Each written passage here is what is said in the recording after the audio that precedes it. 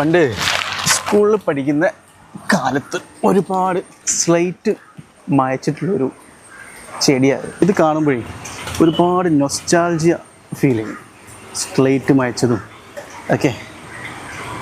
അപ്പോൾ ഇത് എത്ര പേർക്ക് അറിയാം ഒരു ഔഷധ സസ്യമായിട്ട് ഉപയോഗിക്കുന്നുണ്ടെന്നുള്ളത്? ഇതിന് ഒരുപാട് ഔഷധ ഗുണങ്ങളുണ്ട് കേട്ടോ. മഷിത്തണ്ട്, വെള്ളത്തണ്ട്, വെറ്റിലത്തണ്ട്, കാക്കത്തണ്ട്, അങ്ങനെ പല പേരുകളിലായിട്ട് ഇത് അറിയപ്പെടാറുണ്ട് കേട്ടോ. തോരൻ വെച്ചിട്ട് നമ്മൾ കഴിക്കാൻ ഉപയോഗിക്കാറുണ്ട്. അതുപോലെ തന്നെ വ്യത്യസ്തമായിട്ടുള്ള മെഡിസിനൽ പ്രോപ്പർട്ടീസ് ഉണ്ട്.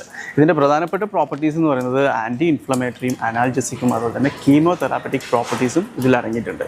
അതുപോലെ തന്നെ ആപ്സിസിന് യൂസ് ചെയ്യുന്നുണ്ട്, വയറുവേദനയ്ക്ക് ഉപയോഗിക്കുന്നുണ്ട്, തലവേദനയ്ക്ക് ഉപയോഗിക്കുന്നുണ്ട്.